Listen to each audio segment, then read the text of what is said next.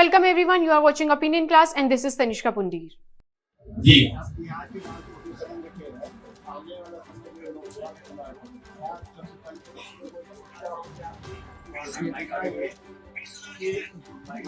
Mic mike mike mic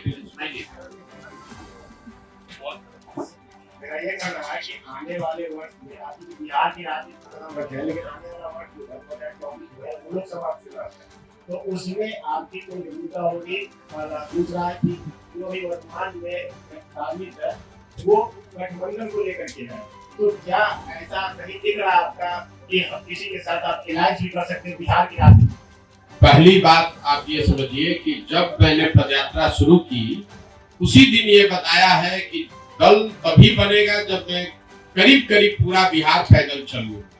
तो लोकसभा से पहले तो अभी हम आधा बिहार ही कर पाए हैं, 2-4-5 जिला और कर लेंगे। लोकसभा से पहले जन स्वराज दल बनने की संभावना तो मैं नहीं देखता, लेकिन अगर लोग ये चाहते हैं कि वो चुनाव लड़े, जो लोग जन स्वराज परिवार से इस परिकल्पना सोच से जुड़ रहे हैं, और अगर वो तय करते हैं कि चुनाव लड़ा जाए तो उन जगहों पर चुनाव लड़ सकते हैं। लेकिन जो चुनाव लड़ेगा वो निर्दलीय के तौर पर लड़ेगा। जन स्वराज परिवार या हमारी सोच या हम लोग के पास जो भी व्यवस्था है उसकी मदद करेंगे, लेकिन ये निर्णय विशुद्ध तौर पर उन लोगों का है जो जन स्वराज से जुड़े हुए हैं। अगर लोकसभा के स्तर पर, जिले के स्तर पर वो निर्णय लेते हैं कि हम लोग को चुनाव लड़ना है, हम लोग के पास योग्य कोई प्रत्याशी है, तो चुनाव निर्दलीय के तौर पर लड़ सकता है। इसका एक उदाहरण आपने देखा होगा, पहले 5 जिलों में जब हम लोग पैदल चल लिए तो वहां पर एक उपचुनाव हुआ, कई उपचुनाव हुए, लेकिन उसमें एक शिक्षा के एमएलसी का भी चुनाव हुआ। तो लोगों का ऐसा मानना था कि चूंकि हम लोग शिक्षा पर इतनी बात कर रहे हैं तो शिक्षकों के एमएलसी के चुनाव को हम लोग को लड़ना चाहिए। उन 5 जिले के जन स्वराज के साथियों ने मिलकर यह तय किया और अपने में से अफाक अहमद जी को चुनकर प्रत्याशी बनाया गया। वो लड़े निर्दलीय के तौर पर, लेकिन चुनाव जीते, अभी एमएलसी भी है। तो लोकसभा में ये संभव है कि जन स्वराज के जो साथी जिन जिलों में हम लोग पदयात्रा कर चुके या जहां पर वो संगठन बन गया है, वहां पर अगर वो तय करते हैं कि चुनाव लड़ना है, उनके पास उनकी नजर में कोई योग्य उम्मीदवार होगा तो उम्मीदवार निर्दलीय के तौर पर लड़ सकता है। जन स्वराज दल के तहत कोई चुनाव लड़ने की अभी संभावना नहीं है।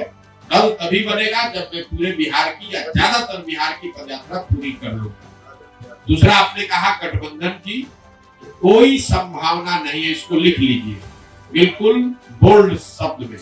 ये जन स्वराज की जो पूरी परिकल्पना है, इसमें कोई गठबंधन की संभावना किसी तरह की, किसी दल किसी व्यक्ति से है ही नहीं। ये नई व्यवस्था बनाने की बात है। ये एमएलए जीतने का, एमपी जीतने का, चुनाव लड़ने का अभियान नहीं है। बिहार में व्यवस्था परिवर्तन के लिए इतना बड़ा संघर्ष हमने शुरू किया है।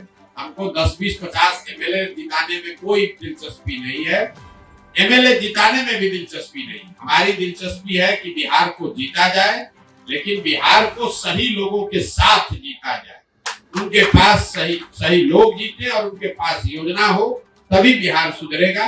और जो हमारी अपनी समझ है कि जो अभी तक हमने देखा है 16 महीनों में, अभी तक जो मुझे दिख रहा है, जब ये दल बनेगा तो बिहार की जनता तैयार है। या तो वो इस दल को अर्श पे बैठाएगी या फर्श पे रखेगी। या तो जन स्वराज को 0 सीट आएगा या इतना सीट आएगा कि आप उसको गिन नहीं पाइए। इसलिए गठबंधन की कोई जरूरत भी नहीं है।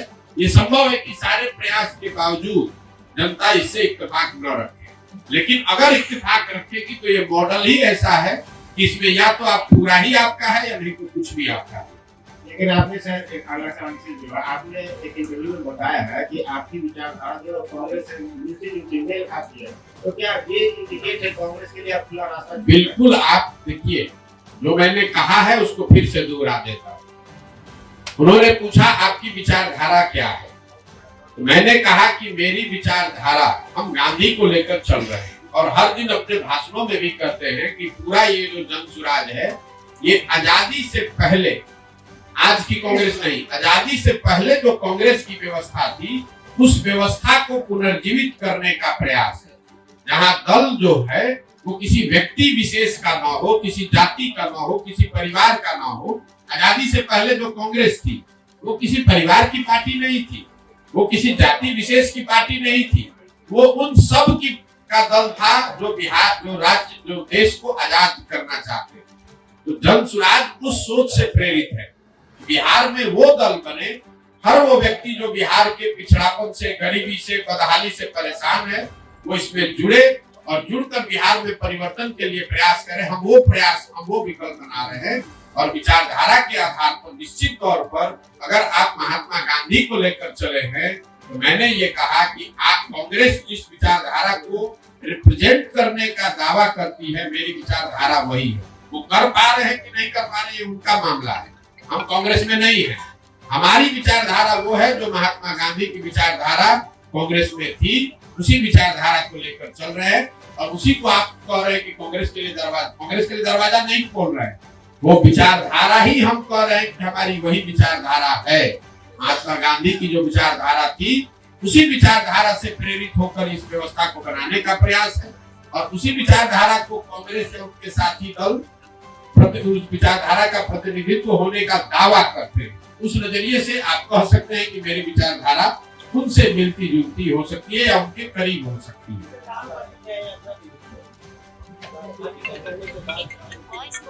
नहीं, राहुल गांधी तो बहुत बड़े नेता है, उनको हमारे कहने की और सुझाव की क्या जरूरत है। वो पहले भारत जोड़ो यात्रा उन्होंने किया है और शायद अभी बस से पद यात्रा तो नहीं करेंगे, जो अभी कल हम लोगों ने मीडिया में पढ़ा, शायद अब वो बस से या गाड़ी से पूरब से पश्चिम एक यात्रा कर रहे थे। मुझे मेरी ओर से उनको शुभकामना है, मैं उसका क्या कह सकता। मैंने ये नहीं कहा। मैंने देखिए आप लोग बात को इधर से उधर घुमा देते। मैंने कहा कि जब जन सुराज दल लोकसभा से पहले है नहीं, तो जन सुराज दल तो चुनाव लड़ नहीं सकता है। लेकिन जन सुराज से हर जिले में जहां पदयात्रा हुई है, ये संख्या आपको बता दूं, करीब 55 से 60 हजार लोग इस परिकल्पना से जुड़कर इस दल को बनाने वाला बनना चाहते हैं।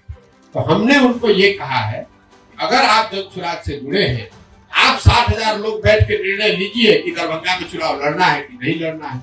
अगर वो निर्णय लेंगे और उनके पास इस विचारधारा के मानदंडों के हिसाब से कोई चेहरा मिल जाए उम्मीदवार के तौर पर, तो उसको हर हालत में पूरी मजबूती से निर्दलीय के तौर पर लड़ाया जाएगा। लेकिन अगर किसी कारण से आपको चुनाव नहीं होता, दरभंगा लोकसभा को नहीं हो पाता, नहीं लड़ेंगे, कोई हड़बड़ी नहीं। लेकिन जो आपके साथ जुड़े हुए लोग, उनको आप क्या कहेंगे? कोई दिक्कत कुछ नहीं कहेंगे। आप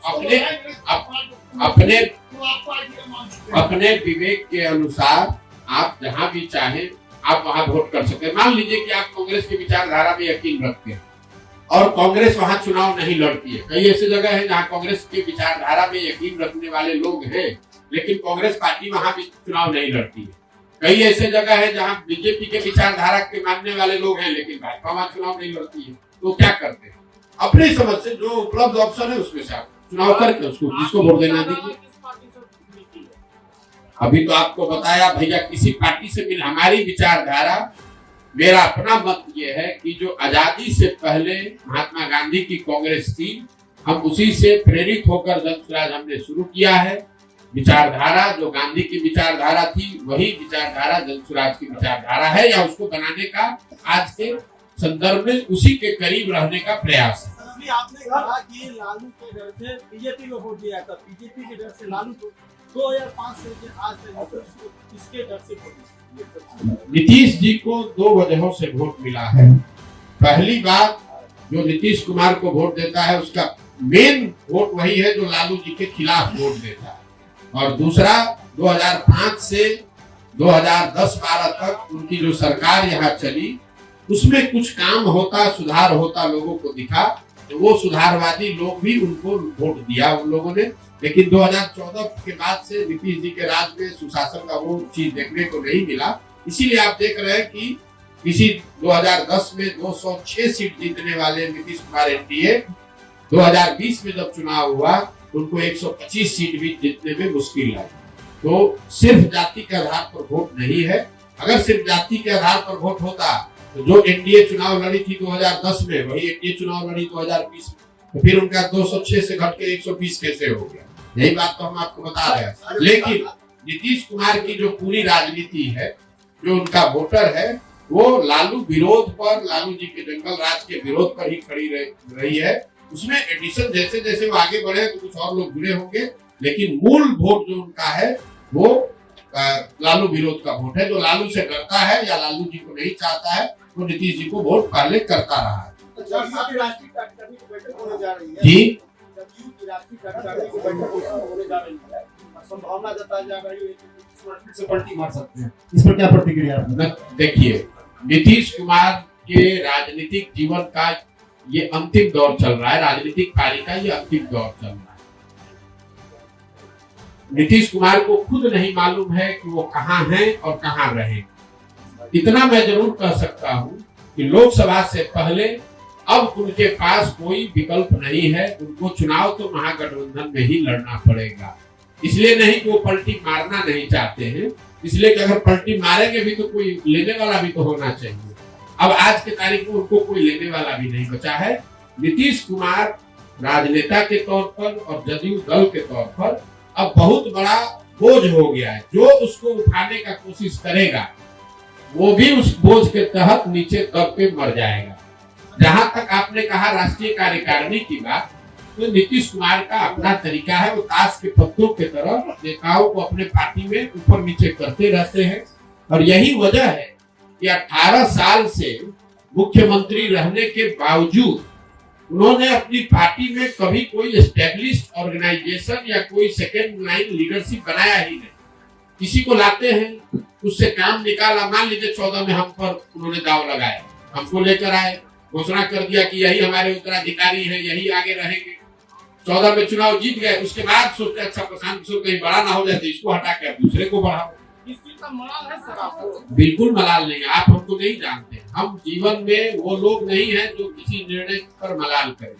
हमारे माता पिता और हमारे गुरुओं ने सिखाया है कि जीवन में जो आप काम करते हैं उसके अगर उसमें आपको कुछ गलती हो जाए तो उससे दो रास्ते आपके पास है। एक, आप अपने निर्णय और अनुभव के आधार पर सीख सकते हैं, सीख कर आगे जीवन में गलती न करें ये कर सकते हैं, या उसका मलाल कर सकते हैं। हम मलाल करने वाले लोग नहीं हैं। एक बार नीतीश कुमार ने अगर धोखा किया, उसके बाद नीतीश कुमार चाहे 20 बार हमारे पास आ गए, कितनी बार बात कर ली, कितने संदेश भिजवा दिए, हमने कह दिया कि अब फिर सियार सर्कुल के नीचे नहीं जाएंगे। हमको चाहे 1 बरस लगे कि 10 बरस लगे, अब नीतीश कुमार के साथ जाने का कोई सवाल नहीं है। नीतीश कुमार जब महागठबंधन बनाए, इस बार आपको पता चला जब बनाए तब हमको आकर मार्च में 6 महीना पहले आकर सबसे पहले हम ही से सलाह किया कि भाई अब महागठबंधन बनाना चाहते हैं, आप इधर आ जाइए। आप तो भाजपा के खिलाफ हमारी मदद करना चाहते थे। उस समय भी हमने कहा कि हम नहीं मिलेंगे, अब नहीं आ सकते हैं, आपको जो करना है वो कीजिए, हम अपनी नई व्यवस्था ही बनाना चाहते हैं। अरे प्रशांत किशोर जी, मेरा एक सवाल है जी कि आपने अभी माना इस बात को कि बिहार में जाति के आधार पे लोग वोट देते हैं। जाति भी एक आधार है। जाति के आधार जी। है। कुछ लोग भाजपा के विरोध में आरजेडी को वोट देते हैं जी। कुछ लोग आरजेडी के लिए। क्या लगता है जिस तरह से आप वोट रहे हैं, बहुत राह आसान है आपके लिए बिहार में जिस विजन को लेके आप चले? मेरे भाई ऐसा है, हम आसान राह वाले लोग नहीं।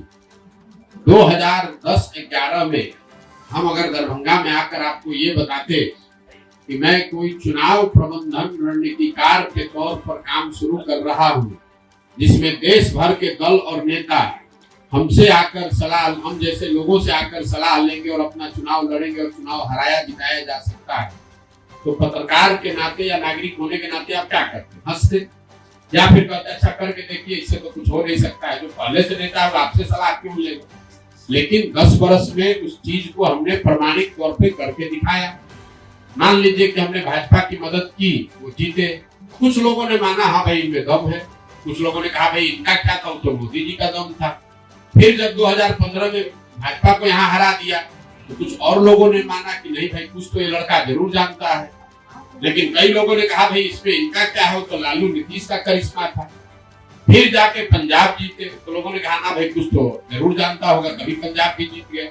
तेलंगाना जीते, आंध्रा जीते, तमिलनाडु जीते, महाराष्ट्र जीते, दिल्ली जीते, वेस्ट बंगाल जीते, तब ना लोग मान रहे हैं कि भैया इनको चुनाव लड़ाने आता है। एक दिन में तो आप माने नहीं है। तो वैसे ही अगर आज हम चल रहे हैं तो स्वाभाविक तौर पर लोगों को यही लगेगा कि बड़ा कठिन है, और कठिन है इसीलिए हमको करना है। लेकिन अगर आप उसको 2 बरस, 3 बरस, 4 बरस, 5 बरस ईमानदारी से, मेहनत से करेंगे तो निश्चित तौर पर इसको किया जा सकता है। हम उनमें से नहीं है जो आकर कहीं लड़ाई में घुस गया। अगर हम यहाँ लड़ने आए हैं तो आप ये मान कर चलिए कि जितनी भी राजनीतिक समझ रखने वाले यहाँ लोग हैं, थोड़ी बहुत समझ हमको भी है। आप ये मान कर चलिए कि इसके जीतने का पूरा खाका हम बना कर आए। हम उनमें से नहीं है जो आगे आगे बोलने लगे। इतना तो आप भी जान रहे हैं। हमको इतना हमको आप होशियार नहीं मानिए, लेकिन बेवकूफ तो बहुत कम लोग कहेगा कि प्रधान बेवकूफ। अगर बेवकूफ कहे भी तो कोई दिक्कत नहीं है। हमें इस बात की समझ है कि बिहार में ये कितनी बड़ी चुनौती है, लेकिन हमें इस बात की भी समझ है कि बड़ी चुनौती है, लेकिन फिर भी इसको किया जा सकता है, इसीलिए कर रहे हैं। अगर आपको कठिन काम करना है, इसीलिए तो इतना कठिन प्रयास कर रहे हैं। जितना आप कह रहे हैं कि कोई नहीं कर पाया, तो किसी ने पिछले 75 साल में बिहार में इस तरह का प्रयास भी नहीं किया है, किसी ने अपनी इतनी मेहनत भी नहीं की है। तो हमको मालूम है कि कठिन काम है, इसलिए ज्यादा मेहनत करना पड़ेगा। आप विकल्प की बात करते हैं सर।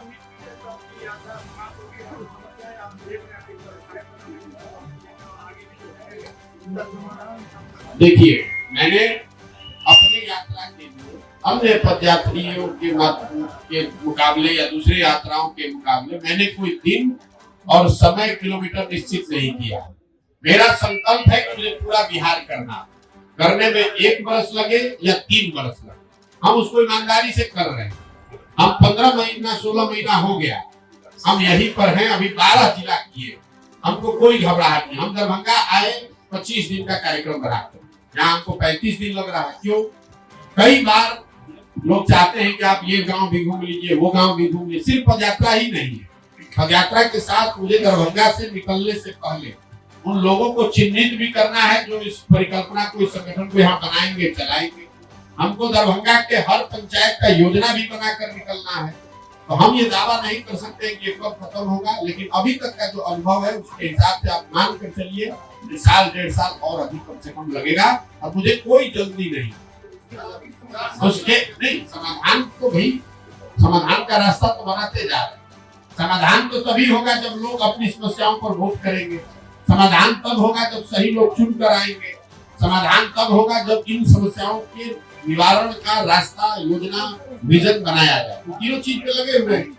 जब इसको पूरा करेंगे तो आपको सफलता दिखती मिलेगी। प्रसाद जी एक सवाल मेरा है। आपने जो क्राइम को लेकर बिहार में बढ़ते क्राइम को लेकर एनसीबी के डाटा पे बात की है, तो मेरा एक अनुमान है कि पहले प्रीवियस ईयर में जब क्राइम का ग्राफ बहुत था, अब जो है चूंकि पहले केसेस दर्ज नहीं होती थी, सोशल मीडिया इतना एक्टिव नहीं था, लोगों के संज्ञान में बातें नहीं आती थी, और अब एक छोटी सी भी घटना घटती है तो वो केस रजिस्टर्ड होता है। केस रजिस्टर्ड होता है तो ऑब्वियसली क्राइम का डाटा जब ये केस रजिस्टर्ड होगा तो एनसीबी के पोर्टल पे जब वो चढ़ेगा तो ग्राफ तो दिखेगा कि नहीं। मेरे भाई आपका भ्रम है, हम आपको क्लेरिफाई कर सर। आपका कहना ये ठीक है कि जब लालू जी का राज था तब एफआईआर होता ही नहीं था, थाना में तो क्राइम दिखेगा कैसे। लेकिन आपने ध्यान नहीं दिया, मैंने डेटा कंपेयर किया 21 का 22। तो 21 में तो क्राइम रजिस्टर हो रहा था जी, तो 22 में भी क्राइम रजिस्टर हो रहा है। तो क्राइम रजिस्टर होने की वजह से ऐसा हो जाए ऐसी बात तो है नहीं। जो व्यवस्था से क्राइम रजिस्टर करने की व्यवस्था 21 में थी वही आज 22 में भी है। उसमें 24% की बढ़ोतरी हुई है।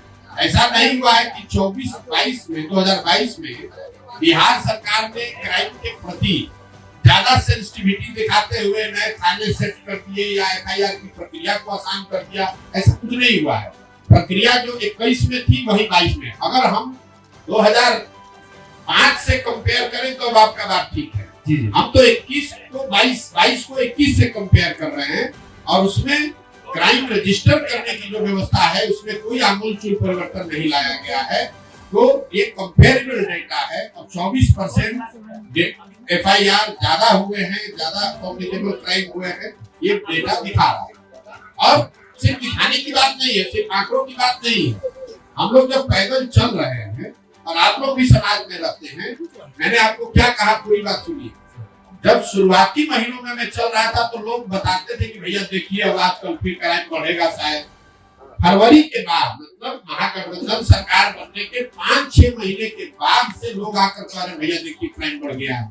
तो मैं जो लोगों से सुन रहा हूँ वो भी डेटा में कहीं न कहीं, क्योंकि अभी जो हम चल रहे हैं डेटा तो उससे पहले का है, इस बार डेटा उससे भी बढ़कर आएगा। सर मेरा सवाल है कि आप विकल्प की बात करते हैं तो बिहार जो है 1975 से ही विकल्प की तलाश में रहा है। जितने क्षेत्रीय छत्ता उसी विकल्प की उपज और इन सारे लोगों ने बिहार को छला और ठगा है।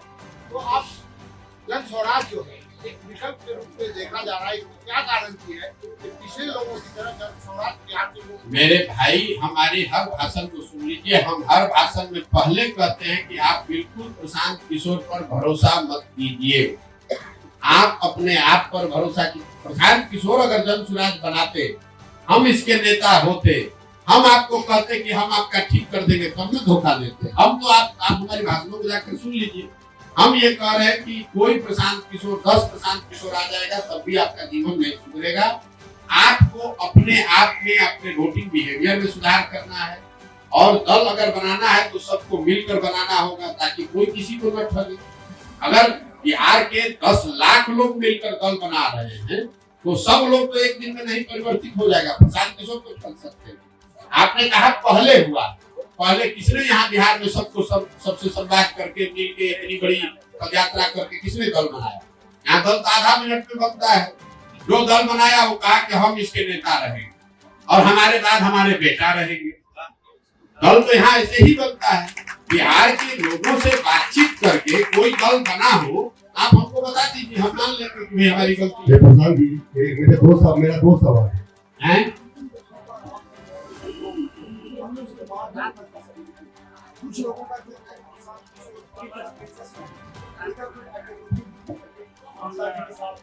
कभी ममता जी के साथ होता है तो कभी बीजेपी के साथ, फिर महागठबंधन के साथ। किसी न किसी व्यक्ति का तो एक आइडियोलॉजी होना ही चाहिए। एक बिजनेसमैन का कोई आइडियोलॉजी नहीं हो सकता। तो जनता कह रही है कि प्रशांत किशोर, पप्पू यादव, विकास वैभव और प्रशांत किशोर इस तरह एक टीम बनाकर काम कर रहे हैं जो कहीं न कहीं महागठबंधन या फिर बीजेपी से समझौता करने की बात करें। देखिए मेरे भाई, ऐसा है कि हमारा काम ही हमारी पहचान है। हम किसी मुख्यमंत्री प्रधानमंत्री के लड़के नहीं हैं और आप क्या करते हैं हमको मालूम नहीं है, लेकिन जो बिजनेस करता है उसकी कोई आइडियोलॉजी नहीं है। ये आपकी समझ है, ये समाज की समझ नहीं है और इसमें सच्चाई भी नहीं है। मान लीजिए एक बार तो आपकी बात मान लेते हैं कि हम बिजनेस करते थे। हम बिजनेस करते थे ना, चोरी नहीं ना करते थे, किसी का लूटे नहीं ना है, कहीं भ्रष्टाचार नहीं न किए हैं। अपने दिमाग से, अपने हुनर से, अपनी मेहनत से हमने बिहार का, जहां आप जाकर मजदूरी करते हैं उन राज्यों में जाकर हमने बिहार का झंडा गाड़ा है, वहां बिहार का झंडा बुलंद किया है। आप बहुत आइडियोलॉजी वाले हैं, आप बहुत आइडियोलॉजी वाले हैं, तो आपके बच्चे जाकर वहां ठेला पर सब्जी बेच रहे हैं। हमारी आइडियोलॉजी नहीं है तो उन्हीं राज्यों में जाकर हम वहां के राजा को बनाते हैं। आपको तय करना है कि आपको किसके साथ रहना है और मेरी आइडियोलॉजी क्या है, इसको समाज को जांचने दीजिए। स्वाभाविक है बहुत लोगों को अच्छा नहीं लगेगा, तो ना लगे उससे क्या दिक्कत है। जब देश आजाद हुआ, प्रशांत किशोर तो बहुत छोटे आदमी है, जब देश आजाद हुआ जिस दिन 15 अगस्त 1947 को, उस दिन भी इसी देश के हजारों ऐसे लोग होंगे जो अंग्रेजों से सैलरी लेकर उनके साथ काम कर रहे थे।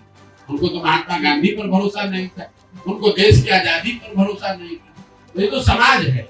कभी 100% लोग तो आपसे, समाज में 100% लोग तो आपकी बात से सहमत नहीं होंगे। हम अपना काम कर रहे हैं, लोग सहमत हो न हो ये उनकी पीड़ा है, उनकी समझ है, हमें उसकी ज्यादा चिंता नहीं है। आप ज्यादा व्यथित न हो, हमको इतनी समझ है कि कितना लोग समझ रख रहे हैं, नहीं रख रहे। अगर समझ नहीं रख रहे हैं और हर आदमी हमको गलत ही कह रहा है तो आखिर सुबह से शाम तक 2 बजे रात तक हमसे मिलने आ कौन रहा? ये भी आप पत्रकार होने के नाते आपको पूछना चाहिए। उनका देखिए, उनका ये कहना था कि जैसे अलग अलग स्टेट में आपकी अलग अलग। अरे भाई, हमने 10 बरस काम किया है, हमने आपको गिनवाया, वही काम हमारी पहचान है, तभी ना आप यहाँ बैठे हुए हैं। यहाँ 15 महीना नहीं 15 साल पैदल चल के आएगा तो कोई पत्रकार आएगा सुनने? आप भी इसीलिए आए हैं कि आपको मालूम है कि ये प्रशांत किशोर है, अगर ये प्रयास कर रहा है तो यहाँ ठोक कर जाएंगे सबको, चिंता मत कीजिए। चुनावी रणनीतिकार अपने आप को कहते हैं, जितने जगह आपने बिहार में भ्रमण किया अभी तक, तो क्या 2024 का चुनाव जो होने वाला है उसमें दलों पे प्रभाव पड़ेगा?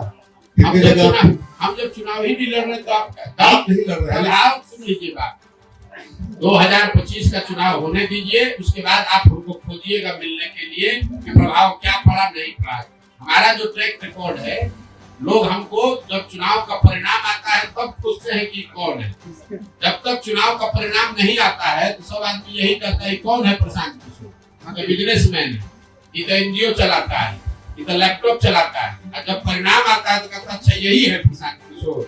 यही बिहार में भी होगा 25 में। एक सवाल बाकी है, जिसको भी आपको लगता है कि जो बहुत बड़ा राजनीति का समझ है, उसको भी प्राइवेट में जाकर पूछ लीजिएगा, जिसको दम हो बिहार में, जिसको भी दम है, उसको खुली चुनौती दे रहे हो। खाली कह दे कि हमको भैया ये चुनाव हम लड़ेंगे प्रशांत किशोर के खिलाफ, पूरा बिहार में जिसको दम है, हम आके सामने कहते हैं हम लड़ाते हैं, जरा जीत के दिखा दें, जिसको दम है। खुला चुनौती दे रहे हैं तीनों दल का जो नेता बिहार का कोई क्षेत्र चुन ले और कहे कि भैया हमको यहाँ हरा कर दिखा दे, उसको दिखा देंगे कि कैसे चुनाव लड़ा है। हमको किसी से सर्टिफिकेट की जरूरत नहीं है, हम यहाँ चुनाव लड़ने नहीं आए हैं, हम बिहार में अपना जीवन खपा रहे हैं इस राज्य को सुधारने के। सुधरे न सुधरे वो समय बताएगा। चुनाव को लेकर हमको बिहार के खुफिया नेताओं से सर्टिफिकेट नहीं चाहिए। ये बिहार में जो लोग नेतागिरी करते हैं, इनके जो आका है उनकी जब गाड़ी फंसती है तो हमसे सलाह लेने आते हैं। अब उनको हम बताएंगे चुनाव कैसे लड़ा, ये हमको बताएंगे। पप्पू यादव जी ने आरोप लगाया है आगे बढ़ो। मेरा एक प्रश्न, एक तरफ रामलला का 22 तारीख को 22 तारीख को अयोध्या में, दूसरे राहुल गांधी यात्रा निकाली। कई लोग ऐसे नेता जो वहां जाने के लिए, ऐसी स्थिति में प्रशांत किशोर जो भोजन के साथ ही साथ चीज को जाते हैं, क्या कहेंगे? जिसको मंदिर निर्माण और एक तरफ वोटर भी कर रही है और नेता भी कर रही अरे है। ये कंफ्यूज आप लोग हैं। राम मंदिर का उद्घाटन चुनाव में बहुत बड़ा मुद्दा नहीं है। मैं आपको ये अपने अनुभव के आधार पर बता देता हूँ। चुनाव की जितनी समझ हमको थोड़ी बहुत है, कोई एक मुद्दा जिसको आपने पहले कड़ाही पर चलाकर गुड़ बना लिया है, अब वापस से उसको चढ़ाकर समाज को उस तरीके से आंदोलित नहीं किया जा सकता। राम मंदिर के मुद्दे पर एक बार जब आडवाणी जी सोमनाथ से चले, तब एक बार उस मुद्दे पर वोट पड़ा। उसके बाद वो बहुत बड़ा मुद्दा है, लोगों के सबकॉन्शियस माइंड में है, चर्चा में है, प्रचार होगा, लेकिन वोट उस पर नहीं पड़ेगा। आप मोदी जी ने जब अपने पार्लियामेंटेरियन से, अपने सांसदों से मुलाकात की, तो मोदी जी ने भी खुद कहा कि खाली राम मंदिर के नाम पर चुनाव नहीं जीता जा सकता, क्योंकि एक बार मंडल आया तो देश में बहुत आंदोलन हुआ, लेकिन जब 5 वर्ष के बाद मंडल लागू किया गया तो किसी को पता नहीं चला। आज जब रिजर्वेशन के लिए यहाँ बिल पास हुआ तो उस पर कोई रिएक्शन नहीं है। तो समाज की इतनी समझ रखिए, काठ की हांडी या कच्ची हांडी, आप एक ही चीज को बार बार नहीं चला सकते हैं। जब आंदोलन हुआ अन्ना के समय में लोकपाल को लेकर, आज आपको लगता है कि जब लोकपाल के नाम पर आंदोलन फिर से हो सकता है? उस समय हुआ, पूरा देश अन्ना के साथ जन लोकपाल के नाम पर खड़ा हुआ। आज अगर अन्ना भी आ जाए, जन लोकपाल फिर से लेके बैठ जाए, तो भी कोई नोटिस नहीं लेगा। तो राम मंदिर का उद्घाटन बहुत बड़ी घटना है, उसकी चर्चा होगी, बीजेपी उसका प्रचार भी करेगी, उसका लाभ लेने का कोशिश भी करेगी, लेकिन वोट उस पर बहुत ज्यादा प्रभावित उसकी वजह से नहीं हो, दूसरी वजह से लोग वोट भले दे दे, वो अलग बात। बहुत बड़ी घटना है उसका उद्घाटन, बहुत बड़ी घटना है। हाँ सर, राम मंदिर का निर्माण नहीं, बात घुमाते बहुत। राम मंदिर का उद्घाटन एक बड़ी घटना है, लेकिन उस घटना का वोट पर सीधा प्रभाव नहीं पड़ेगा। आप जाकर यहाँ पूछ लीजिए जो भाजपा को वोट दे रहा है कि वोट आप इसलिए दे रहे हैं कि 22 तारीख को उद्घाटन है, कि वोट आप इसलिए दे रहे हैं कि मोदी जी नेता है। ज्यादातर लोग कहेंगे कि हम वोट मोदी की वजह से दे रहे हैं। ये नहीं कहेगा कि 22 तारीख को उद्घाटन है इसलिए हम कम्युनिस्ट पार्टी के वोटर थे, क्योंकि 22 को उद्घाटन है तो भाजपा को देने लगेंगे। ऐसा लोग नहीं मिलेगा। हाँ सर,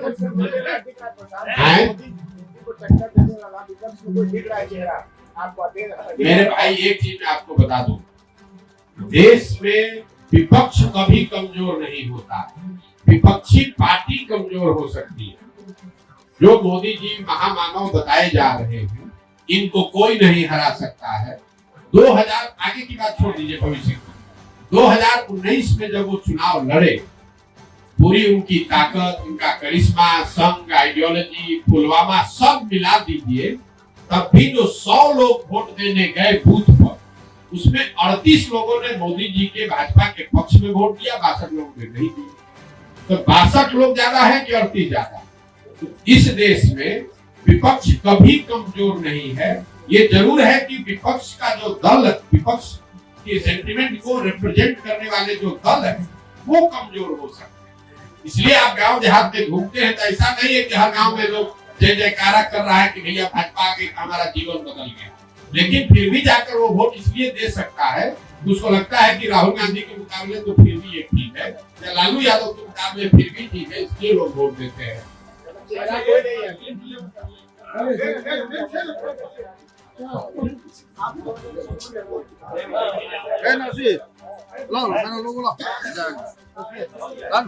कैलकुलेशन नहीं करते, हम कैलकुलेशन वही करते हैं जहाँ काम करते हैं। हम बंगाल में काम कर रहे थे, हमने बंगाल का कैलकुलेशन बताया नहीं, हम कुछ आइडिया वाले नेता नहीं है। हम जो बोलेंगे बिहार के नजरिए से आपको बोल देते हैं, आप इसको हेडलाइन ले लीजिए। बिहार में लोकसभा चुनाव में जदयू को, इस बात को ध्यान रखिए, अभी महागठबंधन नहीं कह रहे हैं, जदयू को 5 सीट भी नहीं आएगा, और अगर आ जाए तो हमारी गर्दन पकड़ लीजिए। 5 सीट भी नहीं आएगा, और लोकसभा चुनाव के बाद जदयू एज ए राजनीतिक दल का विघटन शुरू हो जाएगा। हम उन बातों पर टिप्पणी नहीं करते हैं जिसका हमको सीधा अनुभव नहीं है। बंगाल पर हमने टिप्पणी की क्योंकि बंगाल में हम काम कर रहे थे, और ठोक कर कहा कि भाजपा को 100 विधायक नहीं आएगा, 77 आया, देश भर का लोग कह रहा था 200 आएगा।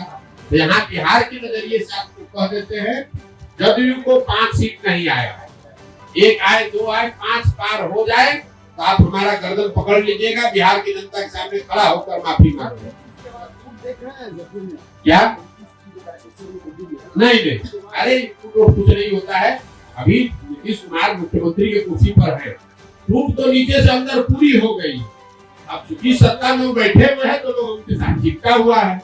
लोकसभा तक इंतजार करेगा, लोकसभा का रिजल्ट आएगा, उसके बाद उस दल का विघटन शुरू हो जाएगा।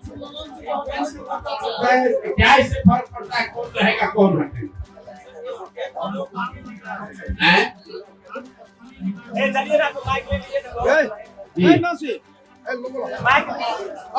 बिल्कुल सबको समर्थन दिया जा रहा है।